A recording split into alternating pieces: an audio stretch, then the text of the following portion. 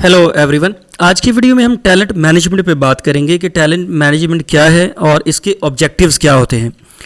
Talent management जो है ये बेसिकली मैनेजमेंट की वो डायमेंशन है जो कि ह्यूमन रिसोर्सेज की एक्विजिशन, अट्रैक्शन, रिटेंशन और डेवलपमेंट को डील करती है। बेसिकली जो ह्यूमन रिसोर्सेज होते हैं ये किसी भी ऑर्गेनाइजेशन के प्रीशियस रिसोर्सेज होते हैं, बहुत कीमती रिसोर्सेज असासा होते हैं। बिकॉज विदाउट ह्यूमन रिसोर्सेज कोई भी ऑर्गेनाइजेशन जो है वो अपने जो ऑपरेशंस है उसको रन नहीं कर सकती। तो इसलिए ह्यूमन रिसोर्सेज जो है उनको एक्वायर करना, उनको अट्रैक्ट करना, उनकी रिटेंशन और डेवलपमेंट के जो मैटर्स हैं वो मैनेजमेंट की ये डायमेंशन देखती है जिसको टैलेंट मैनेजमेंट का नाम देते हैं। ये एक रिलेटिवली न्यू कॉन्सेप्ट है जिसको 2008 के अंदर पीटर कैपेली ने डिवाइस किया। और टैलेंट मैनेजमेंट की डेफिनेशन पे बात करने से पहले देखते हैं कि वर्ड टैलेंट का क्या मतलब है। टैलेंट जो है ना ये किसी भी इंडिविजुअल की स्किल्स होती हैं, नॉलेज होता है, उसका एक्सपर्टाइज होती हैं, एबिलिटीज़ होती हैं, प्रॉब्लम सॉल्विंग एबिलिटी है, लर्निंग एबिलिटी है, इंटेलिजेंस होती है किसी भी इंडिविजुअल की। ये जो खसूसियात होती है ना किसी भी इंडिविजुअल की या किसी भी इंडिविजुअल के अंदर ये प्रॉपर्टीज़ हों तो उसको हम कहते हैं ये टैलेंटेड है। ठीक है, तो बेसिकली टैलेंट जो है वो skills, knowledge, experience, abilities, learning skills, intelligence उस पर बेस करती है। ठीक है, और टैलेंट मैनेजमेंट जो है ना वो क्या करती है कि ये टैलेंटेड जो मैन पावर है उसकी या ह्यूमन रिसोर्सेज हैं उसकी एक्विजिशन, उसकी अट्रैक्शन, उसकी रिटेंशन और उसकी डेवलपमेंट के मैटर्स को देखती है कि ऑर्गेनाइजेशन के अंदर जो एम्प्लॉयज़ काम कर रहे हैं वो टैलेंटेड हों। ठीक है, टैलेंटेड मैन पावर को हायर करना, उनको ऑर्गेनाइजेशन के अंदर रिटेन करना और उनकी ट्रेनिंग और डेवलपमेंट करते रहना या उनकी ट्रांजिशनिंग और ग्रोथ के मैटर्स जो हैं वो मैनेजमेंट की ये डायमेंशन देखती है। इसको कहते हैं टैलेंट मैनेजमेंट।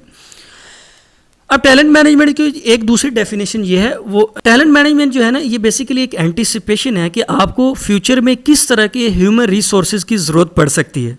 ठीक है, उसको एंटीसिपेट करना, उसको प्लान करना और उसको अचीव करना।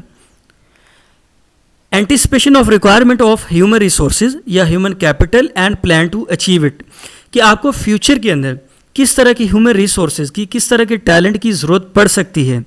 ठीक है, उसको एंटीसिपेट करना, उसको प्लान करना और उसको अचीव करना, इसको टैलेंट मैनेजमेंट का नाम देते हैं। अब इसके ऑब्जेक्टिव्स देखते हैं कि टैलेंट मैनेजमेंट के ऑब्जेक्टिव्स क्या हैं। जैसे कि इसके नाम डेफिनेशन में भी हमने देखा ना कि ये टैलेंट एक्विजिशन, अट्रैक्शन, रिटेंशन और डेवलपमेंट, ये 4 मेजर फंक्शंस होते हैं टैलेंट मैनेजमेंट के। और यही इसके ऑब्जेक्टिव्स भी हैं कि सबसे पहले जो है वो आप कॉम्पिटेंट मैन पावर को सिलेक्ट करना, उनकी हायरिंग करना, ठीक है, फिर उनको ट्रेनिंग देना, ठीक है, फिर उनकी रिटेंशन करना। अब सिलेक्शन, ट्रेनिंग और रिटेंशन ये 3 मुख्तलिफ चीज़ें हैं कि सबसे पहले एम्प्लॉयज़ को हायर करना, फिर उनको रेलिवेंट ट्रेनिंग प्रोवाइड करना, फिर उनकी रिटेंशन। अब रिटेंशन का क्या मतलब है कि एम्प्लॉयज़ यहाँ वो ऑर्गेनाइजेशन को छोड़ के ना जाएं, वो ऑर्गेनाइजेशन के अंदर रिटेन रहें। ये भी टैलेंट मैनेजमेंट का एक ऑब्जेक्टिव होता है।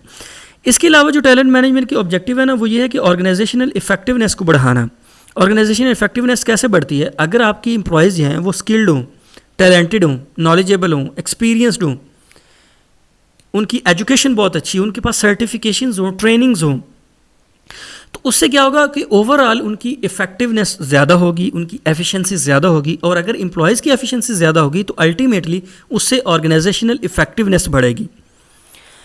इसके अलावा अगर आपके पास टैलेंटेड स्किल्ड मैन पावर आप लेके आते हैं और वो ऑर्गेनाइजेशन के अंदर रिटेन करते हैं, तो जब आपकी जो एम्प्लॉयज़ हैं वो स्किल्ड होंगे, टैलेंटेड होंगे, उनकी एजुकेशन अच्छी होगी, तो उससे अल्टीमेटली क्या होगा कि उनके अंदर क्रिएटिविटी भी उतनी ज़्यादा होगी, उनके अंदर इनोवेशन भी उतनी ज़्यादा होगी। ठीक है, तो टैलेंट मैनेजमेंट का जो ऑब्जेक्टिव है वो एक ये भी है कि इससे जो है वो इनोवेशन का कल्चर डेवलप होता है, इनोवेशन आती है, क्रिएटिविटी आती है।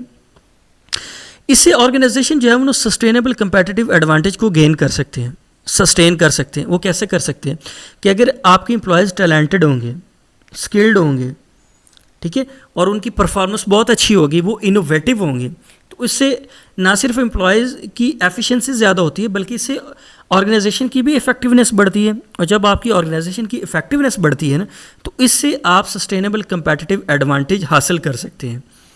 आप अपने कंपेटिटर्स के ऊपर एडवांटेज को गेन कर सकते हैं और फिर उसको सस्टेन कर सकते हैं। इससे एम्प्लॉयज़ का टर्नओवर कम होता है, तो बेसिकली टैलेंट मैनेजमेंट की जो डेफिनेशन में हमने देखी ना, रिटेंशन का मतलब ही यही है कि आप अपने एम्प्लॉयज़ को रिटेन करना है कि वो ऑर्गेनाइजेशन को छोड़ के ना जाएं। तो ऑर्गेनाइजेशन को छोड़ के जाना जो एम्प्लॉयज़ का ट्रेंड होता है ना, उसको टर्नओवर का नाम देते हैं। तो जब आप रिटेंशन करेंगे, ऐसी पॉलिसीज़, ऐसी स्ट्रैटेजीज़ बनाएंगे कि एम्प्लॉयज़ की रिटेंशन हो, तो इससे अल्टीमेटली क्या होगा कि टर्नओवर जो है वो कम हो जाएगा। इससे एम्प्लॉयज़ जो है वो मोटिवेटेड और एम्पावर होते हैं। वो कैसे होंगे कि जब आप अपने एम्प्लॉयज़ की जो स्किल्ड हैं, जो उनकी स्किल्स हैं, उनको आप एंटिसिपेट करेंगे, जो उनकी रिक्वायरमेंट है, जो उनकी आपकी ज़रूरत है, जिस रेलिवेंट टैलेंट की, जिस रेलिवेंट स्किल्स या एक्सपीरियंस की आपकी ज़रूरत है, अगर आप उनको हायर करते हैं और उनको उनका रेलिवेंट काम दे देते हैं, तो उससे क्या होता है कि उनको उनकी मोटिवेशन बढ़ती है, बिकॉज वो वही काम एग्जीक्यूट करते हैं, वो वही जॉब परफॉर्म करते हैं जिसके लिए उनको हायर किया गया है। ठीक है, तो उससे अल्टीमेटली उनके अंदर मोटिवेशन बढ़ती है। और अगर आप उनको एम्पावर कर दें, एम्पावर का क्या मतलब है कि आप उनको अथॉरिटी दे दें, वो अपनी डिसीजन मेकिंग खुद से कर सकें, अगर कोई रिसोर्स एलोकेशन करनी है तो वो खुद से कर सकें, तो इससे भी मोटिवेशन बढ़ती है। अच्छा, इफेक्टिव टैलेंट मैनेजमेंट से आपकी हायरिंग और ट्रेनिंग कॉस्ट भी कम होती है। वो कैसे कम होगी कि अगर आपकी रिटेंशन है, एम्प्लॉयज़ जो है वो ऑर्गेनाइजेशन को रिटेन करते हैं, वो छोड़ के नहीं जाते, तो आपको नई हायरिंग नहीं करनी पड़ेगी और रिक्रूटमेंट नहीं करनी पड़ेगी, तो आपकी जो हायरिंग कॉस्ट है वो अल्टीमेटली कम होगी।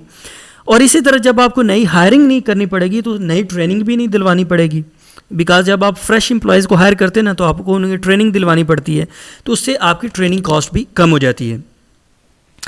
अच्छा, इससे सक्सेशन और रिटेंशन प्लान बनाने में मदद मिलती है।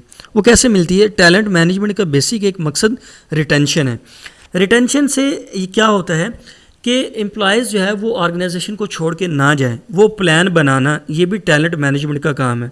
फिर सक्सेशन प्लानिंग जो है, अब सक्सेशन प्लानिंग क्या होती है कि फ्यूचर की लीडरशिप को प्रिपेयर करना, कि ऐसे लीडर्स को, ऐसे एग्जेक्टिव्स को तैयार करना है जो कि नियर फ्यूचर में मैनेजमेंट पोजीशंस को ऑक्यूपाई करें।